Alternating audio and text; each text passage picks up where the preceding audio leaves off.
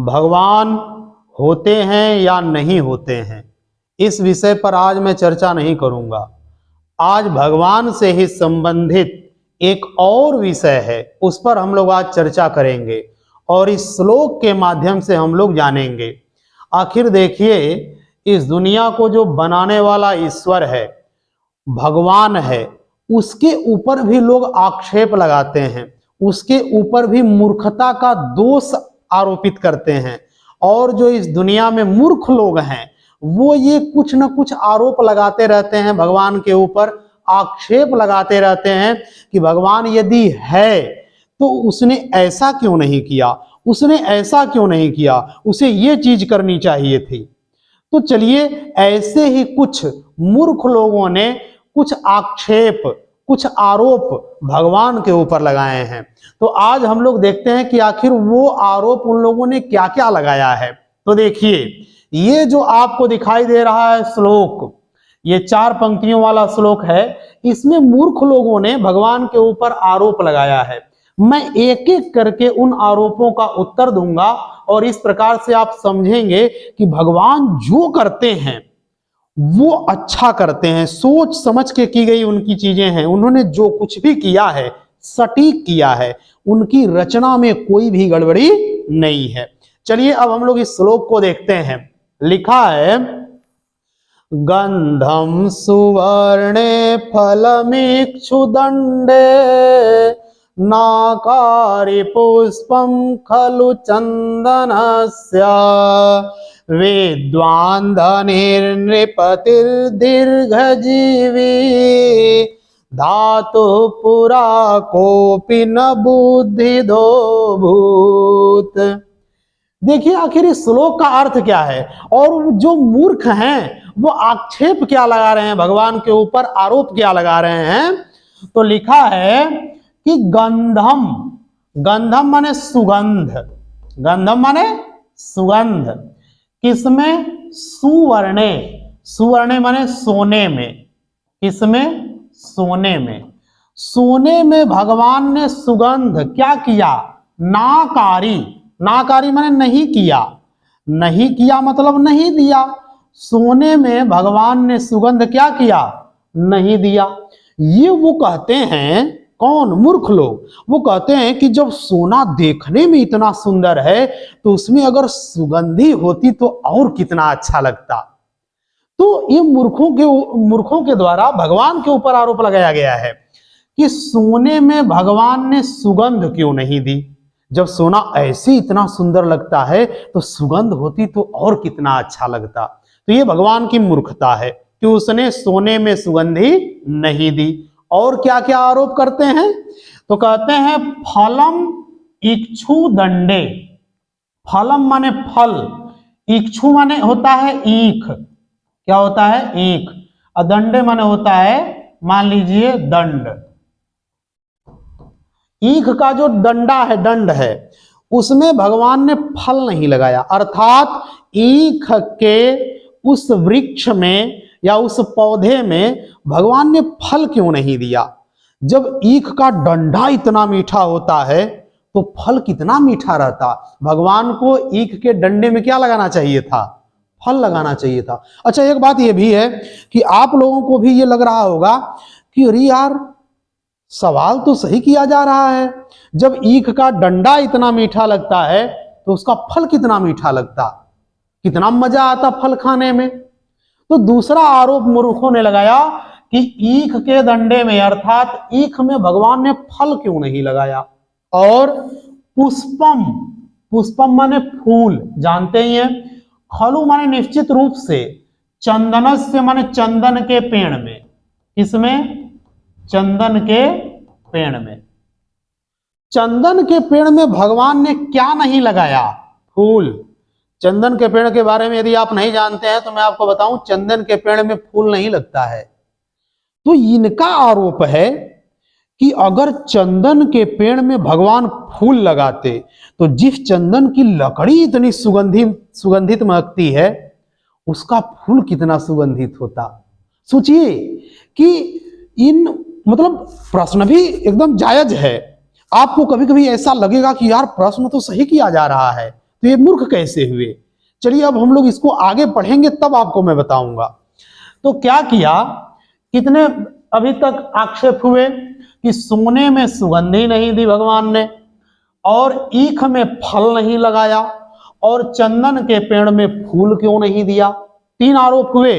अब देखिए, विद्वान धनी, विद्वान व्यक्तियों को धनी नहीं बनाया ईश्वर ने। आप अभी तक जितना पढ़े होंगे अपनी जानकारी में देख लीजिएगा, जितने विद्वान लोग हैं वो गरीब ही मिलते हैं, उनके पास धन नहीं होता है। आज के विद्वानों की बात नहीं कर रहे हैं हम, उन विद्वानों की बात कर रहे हैं जो आत्मा और परमात्मा का ज्ञान रखते हैं, जो आत्मा और परमात्मा के संबंध को जानते हैं। ऐसे विद्वान आप देखेंगे तो हमेशा गरीब ही रहते हैं, वो धनी नहीं होते। तो भगवान ने विद्वान को क्या नहीं बनाया, धनी नहीं बनाया। नृपति, नृपति माने राजा, नृपति माने राजा, राजा को दीर्घजीवी, दीर्घजीवी माने लंबी उम्र वाला, लंबी उम्र वाला। भगवान ने राजा को दीर्घजीवी नहीं बनाया, लंबी उम्र वाला नहीं बनाया। अधिकतर करके जो राजा व्यक्ति होता है, इस जमाने की बात नहीं हो रही है, ये श्लोक है, ये उस समय के लोगों ने प्रश्न किया था। तो देखिए कह रहे हैं कि राजा दीर्घजीवी नहीं होता, राजा बड़ा जल्दी मर जाता है। और जो विद्वान लोग हैं वो गरीब होते हैं, धनी नहीं होते हैं। और धातु, धातु माने ब्रह्मा को, विधाता को, भगवान को।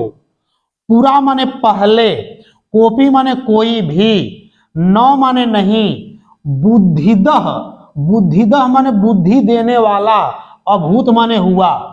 कह रहे हैं कि पहले भगवान को कोई बुद्धि देने वाला नहीं हुआ, ये कह रहे हैं कौन? ये मूर्खों का आक्षेप है।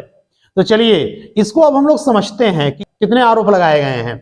तो सोने में पहला आरोप है कि सोने में सुगंधी नहीं भगवान बनाए, और दूसरा आरोप है कि ईख में उन्होंने फल नहीं दिया, और तीसरा आरोप है कि चंदन के पेड़ में फूल नहीं दिया भगवान ने। चौथा आरोप है कि विद्वान को धनी नहीं बनाया, और पांचवा आरोप है कि राजाओं को दीर्घजीवी नहीं बनाया, लंबी उम्र वाला राजा को नहीं बनाया भगवान ने। और ऐसा जब किया भगवान ने, तो क्या भगवान को बुद्धि देने वाला कोई नहीं था उस समय? ये कौन कह रहे हैं? ये आरोप लगाया जा रहा है, आक्षेप लगाया जा रहा है भगवान के ऊपर मूर्खों के द्वारा। तो अब चलिए एक एक विषय पर हम लोग चर्चा करते हैं कि आखिर भगवान क्या सच में मूर्ख है। सबसे बड़ी बात तो पहले प्रश्न ये आता है कि भगवान है भी कि नहीं है। तो इस पे चर्चा हम बाद में करेंगे, पहले ये चर्चा करते हैं कि क्या भगवान सच में मूर्ख है। तो चलिए अब शुरू करते हैं। पहला जो प्रश्न है कि गंधम सुवर्णे, सोने में भगवान ने सुगंधी नहीं दी। उनका कहना है, आक्षेप लगाने वालों का, कि अगर सोना देखने में इतना सुंदर है और उसमें थोड़ी सुगंधी हो जाती तो और अच्छा लगता। लोग कहते हैं कि अरे ये चीज तो सोने में सुगंधी के समान है, अर्थात सोने में सुगंधी की कमी रह गई है, भगवान के ऊपर ये आरोप लगाते हैं। तो देखिए अब सोचिए, सोना आप अपने घर में रखते हैं, चोर क्या करता है? उसको चुराने के लिए आता है। तो अगर भगवान ने सोने में सुगंधी दी होती तो चोर को तो खोजने की जरूरत ही नहीं होती। आप अपने घर में सोना कहीं भी रखते, चोर को महक जाता और वो सोना लेके चला जाता। सोचिए इस बात को कि भगवान कितना बुद्धिमान है, वो मूर्ख नहीं है। उसने क्या किया कि सोने में सुगंधी नहीं दी। अगर सोने में सुगंधी दे देते भगवान, तो आप सोने को कहीं भी रख देते, सोना महकता, तो चोर क्या करता? उसको सूंघ लेता, और सूंघ लेता तो चुरा के ले जाता। जब सोना नहीं महकता है तो चोर चुरा के ले जाता है, चाहे आप कितना भी उसको जतन से रखिए, है कि नहीं? तो सोचिए पहला जो आक्षेप है वो गलत आक्षेप है, जो मूर्खों के द्वारा लगाया गया है। वो आक्षेप बिल्कुल गलत है। क्यों? क्योंकि सोने में अगर सुगंधी होती तो वह दूर से ही महक जाता और चोर उसे चुरा कर ले जाता। ठीक है। दूसरा आक्षेप है कि फलम इक्षुदंडे, अर्थात ईख पर फल नहीं लगाया भगवान ने। सोचिए ईख कितना मीठा होता है और ईख का जो डंडा होता है उसको देखिए, उसके ऊपर कितना भगवान ने कवच लगाया है। अगर वो नहीं लगा होता तो उसमें इतने चींटियां लग जाती कि आप उसको खा नहीं पाते, है कि नहीं। अगर भगवान ने ईख के उसमें अगर फल लगा दिया होता तो सोचिए फल क्या होता, बड़ा मीठा होता। जब डंडा इतना मीठा है तो फल कितना मीठा होता। फिर उस फल पर तो हमेशा चींटियां मक्खियां लगे रहते, तो फिर फल बनाने का तो कोई मतलब ही नहीं रह जाता, है कि नहीं। तो इसलिए भगवान ने क्या किया, ईख में फल नहीं लगाया। क्यों? क्योंकि अगर ईख में फल लगा देता तो फिर वो फल चींटियों के द्वारा, पक्षियों के द्वारा, सबके द्वारा खा लिया जाता, क्योंकि वो इतना मीठा होता, है कि नहीं। और देखिए, और अगर फल लगाता भी भगवान तो उसके ऊपर भी तो डंडे जितना कवच लगाना पड़ता। तो जब डंडे जितना कवच लगाना ही पड़ता तो फिर फल बनाने की जरूरत क्या होती, है कि नहीं। इसीलिए भगवान इतना बुद्धिमान है कि उसने ईख में फल नहीं लगाया, क्योंकि ईख में फल लगाता तो चींटियां हमेशा उस पर लिपटे रहते, और जब उस पर लिपटे रहते तो हम उसको खा नहीं पाते। और अगर मान लीजिए अगर चींटियां नहीं लिपटते और वो जो डंडे पे जो लगाया हुआ है कवच जैसा, अगर वो लगा देता फल पे तो फिर फल बनाने की जरूरत क्या रह जाती, बल्कि वही डंडा ही ठीक रहता, है कि नहीं। इसलिए भगवान ने जो ये दूसरा काम किया वो भी बुद्धिमानी वाला किया। इसलिए दूसरा आरोप भी क्या है, गलत है। तीसरा आरोप देखते हैं, चंदन के पेड़ पर फूल नहीं लगाया। लोगों का यह मानना है कि चंदन जब इतना सुगंधित होता है, उसकी लकड़ी इतनी सुगंधित होती है, तो फूल कितना सुगंधित होता है कि नहीं। अब सोचिए, आपने कभी सुना होगा कि चंदन के पेड़ पर सांप लिपटे रहते हैं। सोचिए जब चंदन की लकड़ी इतनी महकती है तो उस पर सांप लिपटे रहते हैं, जब भगवान फूल बना देते तब तो और कितने सांप लिपटे रहते, क्योंकि सुगंधी हर जगह फैल जाती। इसीलिए भगवान ने क्या किया, चंदन के पेड़ पर फूल नहीं लगाया। और अगर मान लीजिए फूल लगा भी देते भगवान तो इतनी सुगंधी जो होती है, फिर वो फूल क्या होता, मुरझा करके नीचे चला जाता, फिर आप उसका कुछ उपयोग भी नहीं कर पाते। तो चंदन की जो लकड़ी है और उसकी जो सुगंधी है, उसका जो गुण है, वो केवल चंदन की लकड़ी में होगा, फूल में नहीं। और फूल अगर होगा तो इतनी सुगंधी फैलेगी, इतनी सुगंधी फैलेगी कि सांप उस पर हमेशा लिपटे रहेंगे, तो आप उसको तोड़ भी नहीं सकते हैं। तो इसलिए भगवान ने चंदन के पेड़ पर फूल भी नहीं लगाया। तो ये भी आरोप लगाना क्या है, गलत है। अब चलते हैं चौथे आरोप पे। चौथा आरोप क्या है कि विद्वान को भगवान ने धनी नहीं बनाया। एक बात मैं आपको बता देता हूं, आप अपने आसपास में देखिए, जितने भी धनी लोग होंगे, अधिकतर धनी लोग हमेशा गलत काम करते हैं, अपने पैसे का दुरुपयोग करते हैं, अधिकतर धनी लोग। और जैसे ही विद्वान धनी होगा वह अपने धन का क्या करेगा, दुरुपयोग करेगा। क्यों? क्योंकि फिर धन उसको अपने आगोश में ले लेगा, धन उसको अपने नियंत्रण में ले लेगा। विद्वान उसको अपने नियंत्रण में नहीं कर सकता, लेकिन धन उसको अपने नियंत्रण में कर लेगा। इसलिए विद्वान को क्या बनाया, गरीब बनाया। अच्छा एक बात और देखिए, अगर विद्वान धनी होता तो वो कहां रहता, उसके पास धन रहता, वो अपने घर में पड़ा रहता, है कि नहीं। लेकिन विद्वान के पास धन नहीं है तो वो क्या करेगा, धन के लिए दूसरे के पास जाएगा। तो दूसरा व्यक्ति उसको धन क्यों देगा, फोकट में तो देगा नहीं। तो ये क्या करेगा, अपनी विद्या उसको देगा। जब विद्या देगा तो विद्या के बदले में वो क्या देगा, इसको धन देगा। इस प्रकार विद्वान अपना क्या करेगा, जीवन चलाएगा। तो सोचिए, अगर विद्वान के पास धन होता तो विद्वान कहीं नहीं जाता, वो एक जगह पड़ा रहता। और जब एक जगह पड़ा रहता तो फिर विद्या फैलती नहीं। इसलिए ईश्वर ने विद्वान को गरीब बनाया। क्यों गरीब बनाया, ताकि विद्वान हर जगह पहुंचे और विद्या का प्रचार प्रसार हो। इसलिए विद्वान को ईश्वर ने धन नहीं दिया, उसको गरीब बनाया। और ऐसा नहीं है कि गरीब बन करके वो दुखी है, विद्वान व्यक्ति अपने उतने ही में संतोष करता है। ठीक है, तो ये आरोप भी क्या है, गलत है। अब चलिए चलते हैं पांचवें आरोप पे। पांचवा क्या है कि राजा को लंबी उम्र वाला नहीं बनाया। एक बात सोचिए, आजकल के जो राजा हैं, जब वो राजा होते हैं तो उनके अंदर इतना घमंड आ जाता है कि वो निरंकुश हो जाते हैं, फिर जो मन करता है वो करते हैं। और जिस दिन राजा को ये पता चल जाएगा कि मैं 1000 साल तक जीऊंगा, सोचिए वो राजा आपके बस में रहेगा कि वो अपनी मनमानी करेगा। इसलिए राजा को ईश्वर ने दीर्घजीवी नहीं बनाया, लंबी उम्र वाला नहीं बनाया। क्यों? क्योंकि अगर लंबी उम्र मिल गई किसी राजा को तो सोचिए वो क्या सोचेगा कि अरे अभी तो इतनी लंबी उम्र पड़ी है, अब मुझे क्या करना चाहिए। अब वो क्या करेगा? जो मन में आएगा वो करेगा। इसलिए राजा का जो आयु है, राजा की आयु है, राजा की उम्र है, बड़ी कम बनाई ईश्वर ने। क्यों? क्योंकि उस कम उम्र में ही वो डरता रहे और अच्छे कार्य करे। क्योंकि जिस दिन सोचिए आपको भी पता चल जाए कि अरे मेरी जो उम्र है वो तो 1000 साल है, सोचिए आप क्या करेंगे? आप खूब उल्टा काम करना शुरू करेंगे। क्यों? क्योंकि क्या सोचेंगे, अरे अभी तो बहुत दिन तक जीना है, चलो अच्छा काम बाद में कर लेंगे, है कि नहीं? इसलिए ईश्वर ने राजा की उम्र लंबी की, क्योंकि सारी ताकत उसके पास है।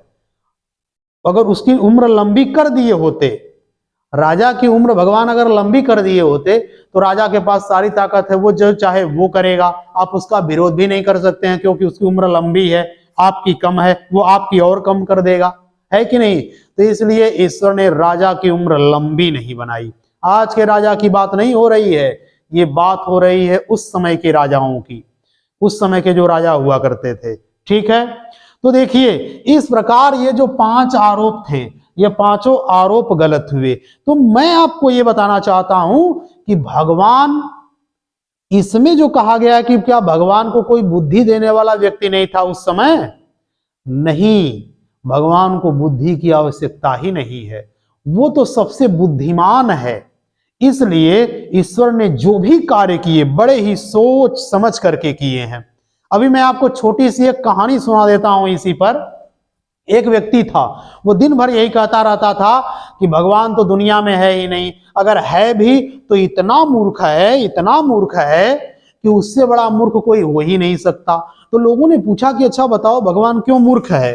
तो उसने कहा कि देखो, आपने आम का पेड़ देखा है, आम का पेड़ इतना मोटा मोटा होता है और उसमें फल इतने बड़े बड़े होते हैं, इतने बड़े बड़े होते हैं। और कभी आप किसी कद्दू का पेड़ देखिए, लौकी का पेड़ देखिए, बेचारी का जो पेड़ है, जो लता है जिसको बेल कहते हैं, वो कितनी पतली पतली होती है और उसमें इतना बड़ा बड़ा कद्दू लगता है, इतना बड़ा बड़ा लौकी लगता है कि नहीं? तो उसने कहा कि भगवान ने गलत किया, आम के पेड़ में इतना बड़ा बड़ा आम लगाना चाहिए था, क्योंकि उसकी जो डाल है इतनी मोटी है, तना इतना मोटा है। तो भगवान बड़ा मूर्ख है। भगवान को कद्दू के, लौकी के जो बेल है, लता है, उसमें इतना छोटा छोटा कद्दू या लौकी लगाना चाहिए था। आम का पेड़ इतना मोटा है तो उसमें इतना बड़ा बड़ा आम लगाना चाहिए था, ये वो कहा करता था। एक दिन क्या हुआ, गर्मी के मौसम में कहीं वो जा रहा था, कहीं दूरी पर कुछ कार्यक्रम था। रास्ते में चलते चलते भरी दोपहरी में जब उसको प्यास लगी तो बीच रास्ते में एक आम का पेड़ था और उसी आम के पेड़ के नीचे वो बैठा और थोड़ा सा आराम करने के लिए वहीं पर लेट गया। और जैसे ही वो लेटा उसको नींद लग गई, और जब नींद लग गई तो धीरे धीरे, गर्मी का मौसम था ही, हवा चलने लगी। और जब हवा चलने लगी तो धीरे धीरे क्या हुआ, जो आम पेड़ पर लगे हुए थे वो धीरे धीरे हिलने लगे, धीरे धीरे हवा भी तेज होने लगी।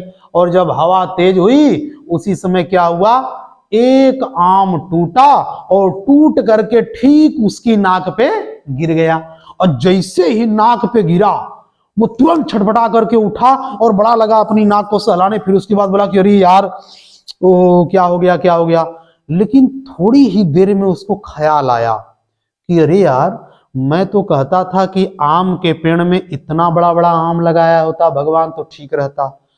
इतना बड़ा यदि आम मेरी नाक पर गिरा होता तो मेरा तो चेहरा ही पिचक गया होता। इसलिए उसको बड़ा ये पश्चाताप हुआ कि भाई भगवान ने जो कुछ भी किया है बड़ा ही सोच समझ के किया है। आम के पेड़ में छोटा आम लगाया, ठीक किया, अगर इतना बड़ा आम लगाया होता तो वो आम आज उसके मुख पर गिरा होता और उसका मुख चकना चूर हो गया होता। ठीक है, तो इस श्लोक के माध्यम से आज हम लोगों ने भगवान की बुद्धिमानी के बारे में जाना है। इस प्रकार आपका यह श्लोक समाप्त हुआ।